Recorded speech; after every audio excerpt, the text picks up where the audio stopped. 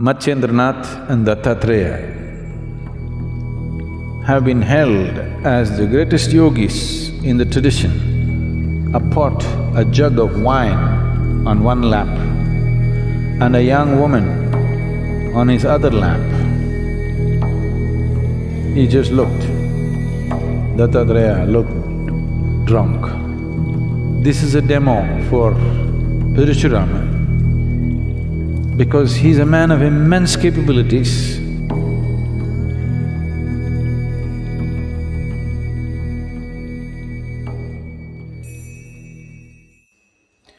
In certain schools of yoga, they classify yogis into three categories. These are referred to as Mandha, Madhyama and Uttama. Mandha means he's tasted what it means to be conscious. He has tasted the source of creation, he has known the oneness, but not able to keep it throughout the day. He needs to remind himself.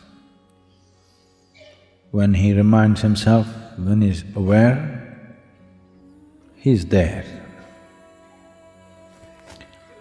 When he is not aware, he loses that whole experience.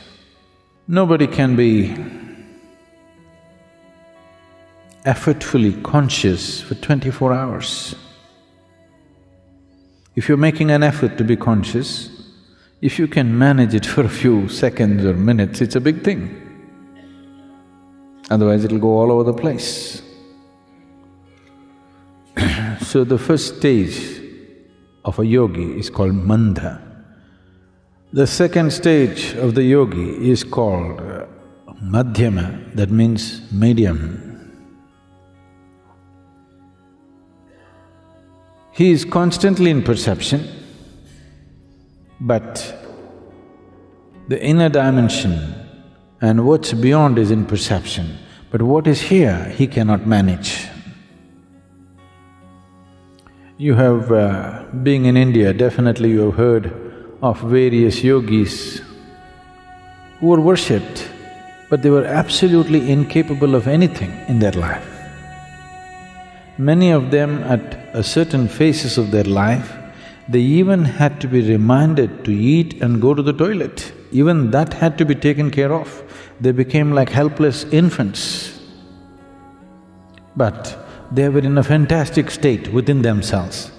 But however fantastic it is, you cannot remain in that state because being disconnected from the physical world, you cannot remain in the physical body. If you have to maintain your physical body, you must have some competence with the physical world, otherwise you cannot manage it. The third state of a yogi is constantly in perception of the ultimate. At the same time, he is perfectly in tune with the outside. To an extent, you do not know whether he is really a yogi or not.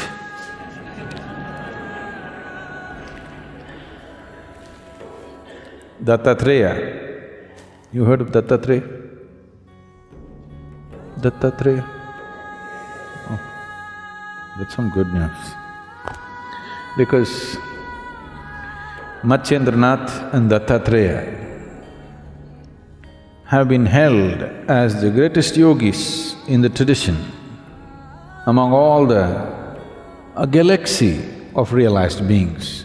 These two have been held as the greatest among them. Matsyendranath, because of the way he existed,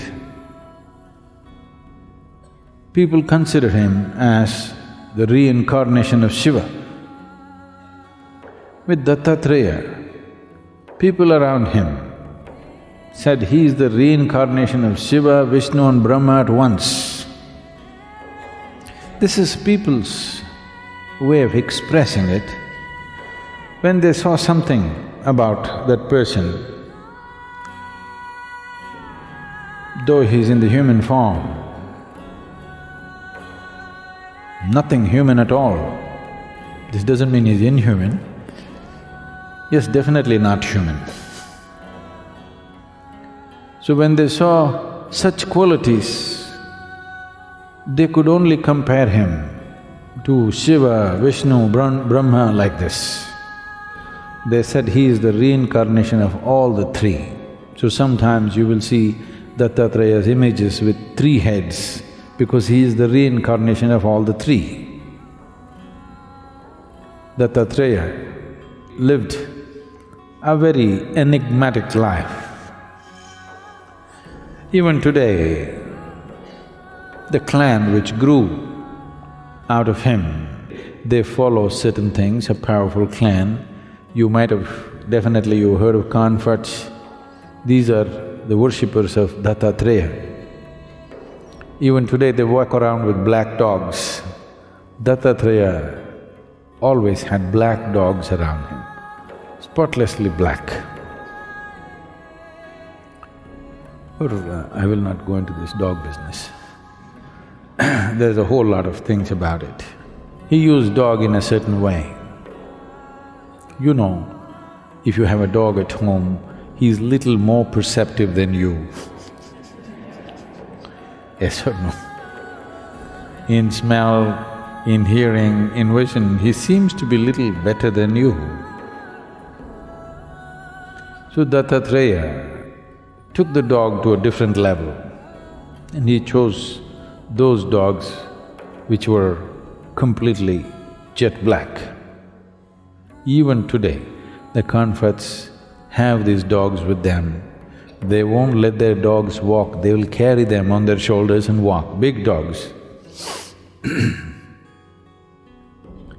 Because it was Dattatreya's pet, so they treat him very special. After 200 generations, still what he set up still runs. Still it's one of the largest clans of spiritual seekers. When Parshurama, the axe hacker, anything that he saw, he hacked up with his axe, including his mother.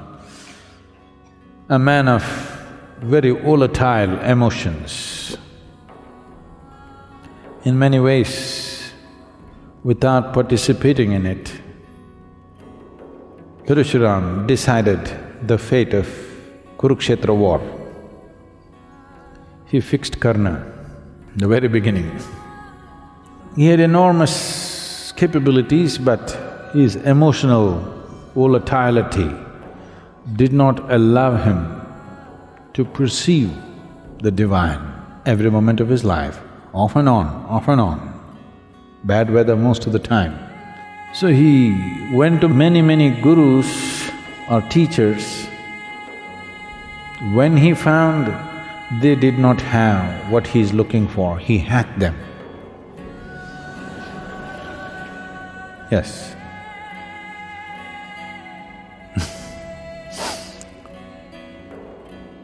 And then he came towards Dattatreya. People told him, Dattatreya is your answer. He came, still with his axe. When he was coming towards Dattatreya's place, many other spiritual seekers had gathered. They looked into his ashram and were running away. This is not a spiritual place.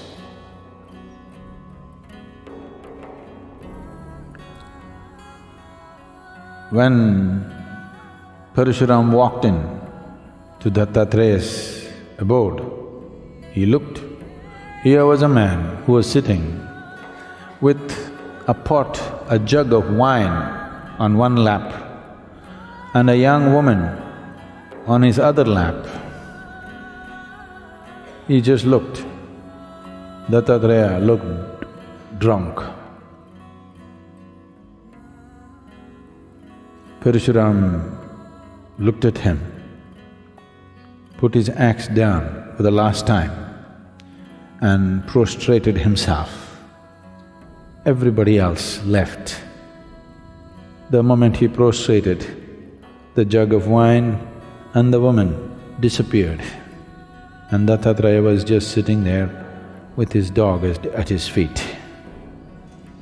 Parshurama found his salvation to Dattatreya. This is a demo for Parshurama because he's a man of immense capabilities, but this capability is finding expression in anger, finding expression in a state of emotional volatility that it always finds negative expression, tremendous power, finding negative expression. So Dattatreya employed a certain ploy, and when Parshurama could see beyond the wine and the woman and his drunkenness and still know that Dattatreya was constantly in touch with the divine, that moment became his opening. If he was that perceptive right through his life, a lot of people would have been spared the axe.